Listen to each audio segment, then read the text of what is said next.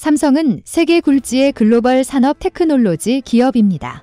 역설적으로 삼성이 문 닫는 일이 온다면 현재의 기술적 테크놀로지가 정체될 수도 있는 결과가 발생할 수 있습니다. 예컨대 일본이 좌지우지해서도 할 수도 없는 기업이 삼성입니다.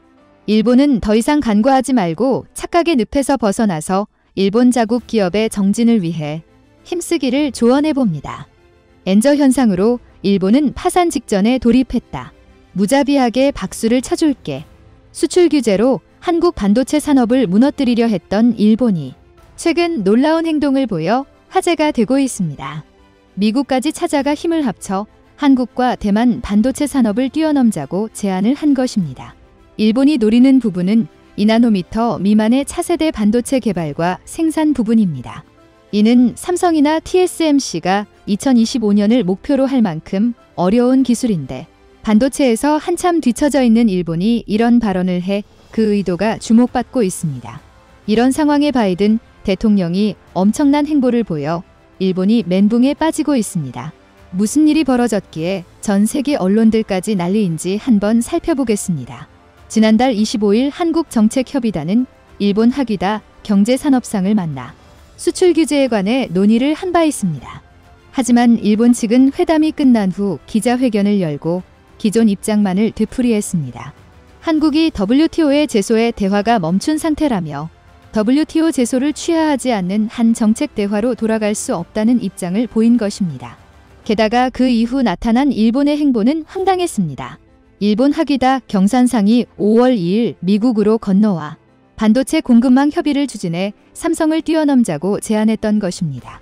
그들의 목표는 한국과 더 이상 손을 잡지 말고 자신들과 2나노 기술을 개발하자는 것이었습니다. 일본 경산상이 가장 먼저 달려간 곳 또한 삼성과 관련이 있는 뉴욕주 차세대 반도체 연구개발 시설입니다. 이곳에서 IBM 책임자로부터 첨단 반도체 개발에 관한 설명을 들었으며 2나노미터 제품의 공동 개발을 촉구한 것으로 나타났습니다. 일본 측 기업으로는 도쿄 일렉트론과 캐논 등을 참여시키겠다면서 말입니다. IBM이 반도체 설계에 강점이 있다면 일본은 장비와 소재 쪽이 강하다고 어필했습니다. 다만 IBM과 일본 측은 대규모 생산 시설을 보유하지 못해 파운드리 사업을 추진하는 인텔을 중간에 끼워 넣는다는 계획을 가지고 있었습니다. 일본 측은 설득을 위해 4일 러몬트 상무장관까지 만난 것으로 나타났습니다. 하지만 이를 본 일본인들은 오히려 비판 의견을 쏟아내고 있습니다. 10년 전 구형 반도체밖에 만들 수 없는 나라의 대표가 첨단 시설을 견학하는 것은 아무 의미도 없다. 일본이 차세대 반도체? 착각은 그만두고 TSMC의 견습 봉사에나 전념하라. 불화수소가 군사적으로 쓰이지 않도록 관리해야 한다 주로 이런 반응을 보이고 있습니다. 그런데 문제는 일본이 찾은 연구단지가 삼성과 IBM의 집중 협력 장소라는 점입니다. IBM은 대규모 반도체 생산 설비가 없는 설계 중심의 패비스 업체이고 삼성전자는 대량 생산이 가능한 파운드리 위탁 생산에 강점이 있습니다. 이들은 2015년부터 협력을 추진해 7나노 반도체를 공동 구현하기도 했습니다. 삼성전자는 2020년 IBM의 차세대 CPU 파운드리 계약을 수주했으며 작년부터는 7나노 기반 서버용 CPU의 파워 10을 생산하고 있는 상황입니다. 그리고 5나노 칩 설계와 양산도 삼성과 함께하기로 한 상태입니다. IBM은 작년 5월 2나노 기술 개발에 성공했다고 밝힌 바도 있습니다. 다만 이것이 생산으로 이어지기는 3년 이상이 걸릴 것이란 분석입니다. 업계에서는 IBM과 오랫동안 우호적 관계를 유지해온 삼성전자가 2나노 공정 CPU 칩 또한 수주할 것으로 예상합니다.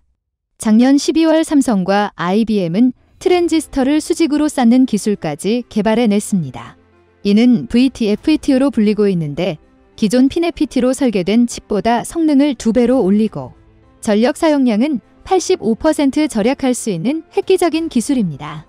1세대였던 평면형 트랜지스터는 3면이 접하는 핀팩형으로 진화했고 현재는 삼성 주도로 3면이 모두 접하는 GAA형이 개발되고 있습니다. GAA는 삼성이 6월 생산을 목표로 3나노에 적용하려는 기술입니다. 그런데 작년 12월 발표된 VT-FET은 이를 뛰어넘는 구조를 가지고 있습니다. 수평으로 된 실리콘 표면에 전류가 좌우로 흐르는 현재 모델을 탈피한 것으로 수직 또는 상하로 전류를 흐르게 할 수 있기에 엄청난 기술적 성장이 이루어진 상황입니다. 이에 따라 1나노미터 미만의 반도체 칩 제조도 가능해질 것으로 보고 있습니다. 휴대폰을 일주일 동안 충전 없이도 사용할 수 있는 수준의 반도체가 생산되는 것입니다. 그런데 일본 측이 삼성을 밀어내고 그 자리에 들어오려 하는 상황입니다. 일본이 믿는 구석은 인텔과의 협력도 있습니다. 인텔은 1980년대 일본 기업에 밀려 메모리, 반도체 시장에서 철수했던 기업입니다. 그 후 PC용 CPU에 집중했으나 IT 기기의 중심축이 스마트폰으로 이동하면서 어려움을 겪어왔습니다. 이에 인텔은 지난해 3월 파운드리 사업 재개를 선언했던 것입니다. 미국에서 25조 원 200억 달러를 투입하고 유럽에서는 10년 동안 100조 원 800억 유로 이상을 들여 공장을 짓겠다는 계획을 밝히기도 했습니다. 하지만 인텔의 1분기 첫 파운드리 매출은 3,500억 원으로 기대 이하의 수치를 보인 바 있습니다. 이는 세계 10위 한국 DB하이텍의 지난해 4분기 매출 3,700억 원과 비슷한 수준입니다. 이는 단순히 돈만 쓴다고 되는 일이 아니기 때문입니다. 반도체 트랜지스터 집적도는 24개월마다 2배 높아지고 그에 따라 컴퓨터 속도와 저장 용량도 2배씩 개선된다는 무어의 법칙은 2016년 공식적으로 종언된 바 있습니다. 그만큼 기술이 어려워지고 장비 등의 비용이 비싸졌기 때문입니다. 5월 3일 월스트리트 저널은 인텔과 TSMC를 콕 집어 생산을 늘리려 하지만 장비가 부족해 따라주지 못한다는 기사를 대서특필했습니다. 반도체 생산을 위해서는 25만 개 이상의 부품과 정교한 제작 과정이 필요합니다. 특히 EUV 노광기 수급이 절대적으로 부족해 인텔의 목표에 빨간불이 들어왔다는 것입니다. 네덜란드 ASML CEO는 3년 후에야 수급이 균형을 이룰 것이라 말하기도 했습니다. 인텔의 지난해 매출은 전년 대비 7%나 감소한 바 있습니다. 이에 인텔의 주가는 지난 3년 내 최저점에 다가와 있습니다. 반면 삼성은 지난해 인텔을 제치고 3년 만에 세계 반도체 매출 1위를 한 상태입니다. 지난 1분기 77조 8천억 원의 매출을 기록했고 영업이익은 14조 1천억 원으로 전년 대비 50%나 증가했던 것입니다. 올 1분기에도 반도체 부분 매출에서 삼성전자는 26조 8천억 원을 기록해 23조 4천억 원을 기록한 인텔이나 21조 1천억 원을 기록한 TSMC를 능가했습니다. 특히 파운드리 부분에서는 6조 8천억 원까지 올라서 TSMC를 추격하고 있는 상태입니다. 일각에선 파운드리 수주 관련 우려도 제기했으나 삼성 측은 과도한 우려라며 일축하고 있습니다. 5나노 공정은 성숙 수율 단계에 접어들었고 4나노는 초반에 부진했으나 예상한 수율 곡선에 진입했다는 것입니다. 게다가 향후 5년간 수주 잔액은 전년도 매출의 8배 규모라고 설명했습니다. 지난해 파운드리 매출이 24조 원 수준이었는데 이를 고려하면 200조 원에 달하는 수주 잔량이 쌓여 있다는 것입니다. 지난해 4분기 삼성의 파운드리 점유율은 183%를 기록했습니다. TSMC가 1% 밀리는 동안 삼성전자는 오히려 그만큼 상승한 것입니다. 지난해 1분기와 비교해보면 TSMC는 55%에서 521%로 감소했고 삼성전자는 17%에서 183%로 늘어난 것을 볼 수 있습니다.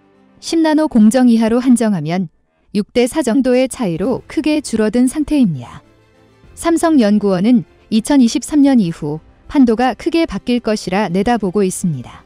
다가올 3나노 공정에서 기술 격차를 크게 벌릴 수 있다는 것입니다. TSMC는 3나노에서도 기존 피네피티 구조를 유지해 성능이 15% 정도 향상되지만 삼성은 세계 최초로 GAA 구조로 양산해 45% 이상 향상이 예상됩니다. TSMC는 2나노부터 GAA 기술 적용을 검토하고 있는 상황입니다. TSMC 측은 현재 피네피티를 활용한 3나노 수율마저 별로라 인텔과 애플 등의 5나노 공정 연장 가능성까지 전달하며 우려를 사고 있습니다. TSMC는 올해 설비 투자 규모를 최대 55조 원으로 잡고 있지만 첨단 사양에서는 생각만큼 올라오지 않고 있는 것입니다. TSMC의 주가가 올해부터 급격히 하락한 것도 이런 이유 때문으로 볼 수 있습니다. 이런 상황을 인식했는지 바이든 행정부는 삼성에 대한 특별한 애정을 나타내고 있습니다.